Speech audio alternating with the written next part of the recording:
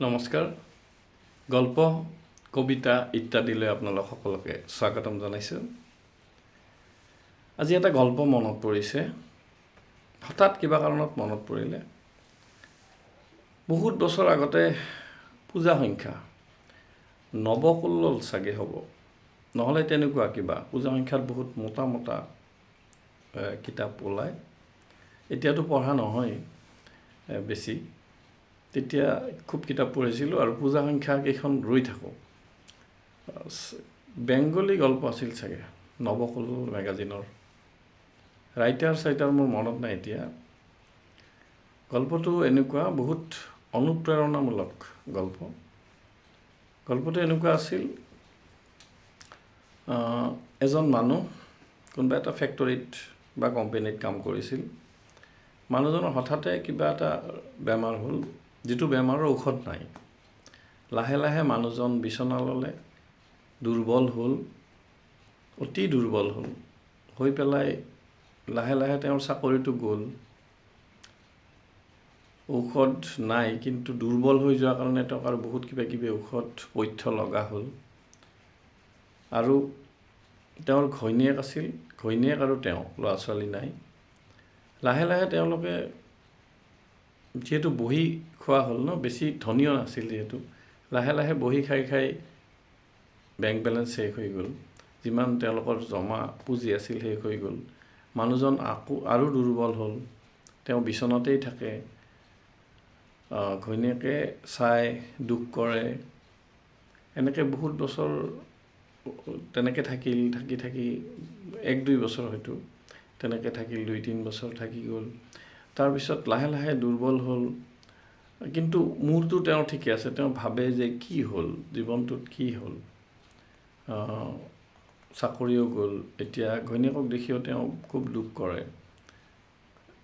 তেওঁৰ মানে এটা ছাইড পেৰালাইচিছ হৈ গৈছে, খালি এখন হাত, মুখখন লৰে, সৰু সৰুকৈ দুৰ্বলভাৱে কিবা কয়। পিছৰ ফালে এনেকুৱা হ'ল, ঘৈণীয়েকক মানে ভালকৈ কথাও নকয়। কি ক'ব আৰু, কিমান সান্তনা দিব, ঘৈণীয়েকেও কিমান সান্তনা দিব। এনেকুৱা হ'ল। দুটা প্ৰাণী, ঘৈণীয়েকে তেওঁক যিখিনি শুশ্ৰূষা কৰিব লাগে কৰে, কান্দে, এনেকুৱা। আৰু তেওঁ সোঁহাতখন লৰাব পাৰে। তাৰপিছত লাহে লাহে কি হ'ল, যিটো কোম্পানীত তেওঁ কাম কৰিছিল, সেই কোম্পানীতেই ঘৈণীয়েকৰ তেওঁৰে বন্ধু এজন চিনাকি ওলাল, ঘৈণীয়েকক চাকৰি এটা দিলে। ঘৈণীয়েক যায়। প্ৰথম দিগদাৰী হ'ল, তথাপি ঘৈণীয়েকে তেওঁক সুধিলে কৰিম নেকি, কাৰণ খুব পইচাৰ দিগদাৰী হৈছে। তেতিয়া ঘৈণীয়েকে তেওঁ ক'লে যে ঠিক আছে কৰা, তুমি ঘৰত আৰু কিমান সোমাই থাকিবা, লাহে লাহে ক'লে আৰু।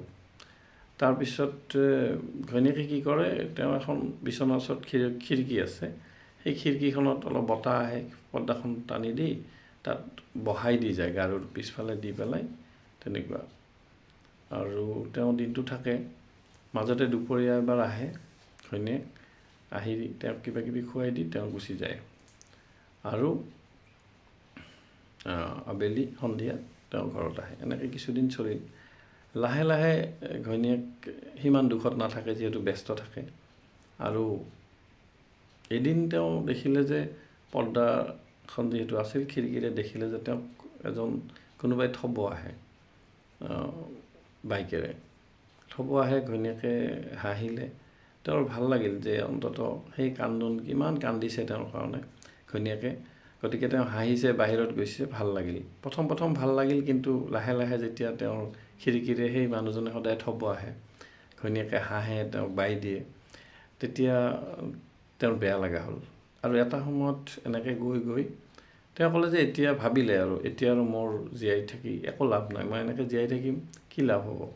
তাতকৈ ঘৈণীয়েকে যদি সুখী, ঘৈণীয়েক সুখত থাকক। ঘৈণীয়েকটো যথেষ্ট ভাল পাইছিল। তেওঁ নিজে নিজে ভাবিলে যে মই আৰু জীয়াই থাকি লাভ নাই, কিন্তু তেওঁ মৰাৰো শক্তি নাই, কেনেকৈ মৰিব। তাৰপিছত এদিন ঘৈণীয়েক খুব দৌৰাদৌৰিত আছিল। তাৰপিছত তেওঁ ক'লে যে আপেল কাটি থৈ যাব, মানে ফল। তেতিয়া তেওঁ ক'লে যে চুৰিখন আৰু আপেলটো তেওঁৰ বিচনাৰ ওচৰতে থ'ব, তেওঁ চেষ্টা কৰিব, সোঁহাতখনেৰে কাটি খাব তেওঁ। তাৰপিছত ঘৈণীয়েকে ঠিক আছে, ঘৈণীয়েকে এখন পেপাৰত বাতৰি কাকতত আপেলটো দিলে আৰু চুৰিখন থৈ গ'ল কাটি খাবৰ কাৰণে। তাৰপিছত ঘৈণীয়েক অফিচত গ'ল। তেতিয়া তেওঁ বহুত কিবা কিবি ভাবিলে, বহুত নিগেটিভ তেওঁৰ ভাৱ আহিল। আহি পেলাই তেওঁ চুৰিখন ল'লে, লৈ ভাবিলে যে আজি মই মৰিম, এইটোৱে চান্স। গতিকে তেওঁ ক'ত মাৰি মৰিব ভাবিলে, পিছত যে গলতে কাটি দিব চুৰিখনেৰে। এনেতে তেওঁ ভাবিলে, আপেলটোৰ ফালে হঠাৎ চকু গ'ল। আপেলটোৰ ফালে চকু যোৱাৰ পিছত পেপাৰখনৰ ফালে চকু গ'ল। তেওঁ কিবা কিবি ভাবি আছে কিন্তু চুৰিখন লৈ, মৰিব আৰু মোটামুটি খাটাং। তাৰ আগত সেইটো হ'ল যে আপেলটো চালে, আপেলটো মেৰাই পেলাই যিখন পেপাৰ দিছে, সেই পেপাৰখনতে চকুত গ'ল আৰু তাত ডাঙৰ ডাঙৰকৈ কিবা ঔষধ বুলি লিখা আছে। তেওঁ সোঁহাতেৰে এইখন আনিলে, চুৰিখন থৈ পেপাৰখন আনি দেখে তেওঁৰ যিটো অসুখ বুলি ডক্টৰে কৈছিল, সেই অসুখৰ ঔষধ ওলোৱা নাছিল। এতিয়া তাত লিখা আছে অমুক অসুখটোৰ ঔষধ ওলাল। অমুক তেওঁৰ যিটো অসুখ হৈছে সেই অসুখটোৰ ঔষধ ওলাল বুলি সেই বাতৰিটো ডাঙৰ ডাঙৰ আখৰেৰে লিখা আছে। তেতিয়া তেওঁ আচৰিত হ'ল, তেওঁৰ ভাল লাগিল। তেতিয়া তেওঁ ভাবিলে ঔষধটোতো ওলাল, এতিয়া তেওঁ বাচিব। যেতিয়া তেওঁৰ সেইটো হ'ল, তেতিয়া তেওঁ চুৰিখন দলিয়াই দিলে দূৰত। তেতিয়া তেওঁ ভাবিলে যে মোৰ ভাগ্য ভাল, যে মই আজি মৰিলে কি হ'লহেঁতেন, ঔষধটো ওলাই গৈছিল। তেতিয়া তেওঁ গোটেই বাতৰিটো পঢ়িলে। তাত লিখিছে যে আৱিষ্কাৰ হৈছে, 2 এদিনতে বজাৰত আহিব ঔষধটো। তেতিয়া তেওঁ পেপাৰখন বুকুত থৈ কান্দিলে আৰু কান্দি পেলাই তেওঁ ভাবিলে এতিয়া সংসাৰখন কেনেকৈ আগৰ নিচিনা হ'ব। তেওঁ ভাল পাব, ভাল পাই লাহে লাহে তেওঁ ভাল পাব, ঔষধ খাব আৰু ভাল পাই তেওঁ এদিন খোজকাঢ়িব, তাৰপিছত তেওঁ চাকৰি বিচাৰিব, হয়তো সেই কোম্পানীতে চাকৰি পাব আৰু চাকৰি পোৱাৰ পিছত ঘৈণীয়েক আৰু দুজনে চাকৰি কৰিব একেলগে। তেনেকৈ তেওঁলোকৰ সংসাৰখন আগবাঢ়ি যাব। সেইখিনিতে গল্পটো শেষ হৈছিল। গল্পটো হঠাৎ মোৰ কিয় বা মনত পৰিল, খুব অনুপ্ৰেৰণা পোৱা যায় এনেকুৱা গল্পবিলাক, হঠাৎ মনত পৰিল। যেনেকৈ আজিৰ পৰা বহুত বছৰ আগত ভৱেন্দ্ৰনাথ শইকীয়া ছাৰৰ অসুখ হৈছিল। তেওঁ আমেৰিকাত আছিল, আমেৰিকাত ছোৱালী তাত আছিল। তেতিয়া তেওঁৰ শুভাকাংক্ষীসকলে চিঠি দিছিল। এই চিঠি তেওঁ পঢ়িছিল আৰু তাত বহুত এনেকুৱা অনুপ্ৰেৰণামূলক গল্প আছিল। আৰু এবাৰ প্ৰান্তিকত মোৰ যিমান দূৰ মনত পৰে, 2টা নে 3টা তেনেকুৱা সৰু সৰু গল্প তেওঁ দিছে। এইকেইটা গল্প ভাল লাগিছে। তাৰে ভিতৰত এটা গল্প মোৰ সদায় মনত পৰে, সেই কথাটো একেবাৰে গল্পটো আপোনালোকক কওঁ। তেওঁ কৈছিল যে গল্পটো এনেকুৱা যে এটা গাধ আছিল, সেই গাধটো এবাৰ এটা কুঁৱাত পৰি গ'ল। এজন মানুহৰ গাধ এটা আছিল, গাধটো হঠাৎ কুঁৱাত পৰি গ'ল। কুঁৱাত পৰাৰ পিছত গাধটোৱে চিঞৰি আছে, বহুত চিঞৰিছে। তেতিয়া চিঞৰাৰ ফলত চবে মানুহ আহি গ'ল, কি হ'ল, গাধটো কুঁৱাত পৰিছে, এতিয়া কেনেকৈ উঠায়। বহুত চেষ্টা কৰিলে, কুঁৱাটো তাৰমানে বহুত সৰু আছিল, মানে দীঘল, কিন্তু মানে তাৰ ব্যাসটো বহুত কম আছিল। তো মানুহ গৈ পেলাই ইমান দূৰ, যিহেতু মানুহ গৈ তেওঁ উঠাই আনিব পৰা নাছিল। তেওঁলোকে বহুত চেষ্টা কৰিছিল। পিছত ইফালে গাধটো নিশ্চয় পানীত আধা বুৰি আছে, দুখ পাইছে। তেওঁ গাধটো খুব চিঞৰিছে। তেতিয়া মালিকৰ খুব বেয়া লাগি লাষ্টত ডিচিশ্যন ল'লে যে ইফালে ৰাতি হৈ গ'ল। ডিচিশ্যন ল'লে যে গাঁৱৰ মানুহক ক'লে যে মই গাধটোৰ আৰু এই কান্দা শব্দ শুনাৰ ইচ্ছা নাই আৰু নোৱাৰিম মই থাকিব। বহুত দুখ পাই ক'লে যে এতিয়া আমি গাধটোক মানে কবৰ দিম। তেতিয়া তেওঁ কি কৰিলে, সকলোৱে মান্তি হ'ল, হয়ও ইমান জোৰে জোৰে চিঞৰি আছে, সেই চিঞৰ আৰু শুনা নাযায়, অসহ্যকৰ, কাৰণ বহুত দুখ লাগিছে মানুহজনৰ, মালিকৰ। তেতিয়া তেওঁ কৰিলে বেলচা এখনেৰে বা কোৰ এখনেৰে তাত কি কৰিলে, তেওঁক নমস্কাৰ কৰি এক কোৰ বা বেলচা এখনেৰে এক বেলচা মাটি দিলে গাধটোত। তাৰপিছত গাঁৱৰ চব মানুহে এক বেলচাকে গাধটোৰ নামত দি সেৱা কৰি দিলে আৰু সেইটো শ্ৰদ্ধাঞ্জলি টাইপৰ।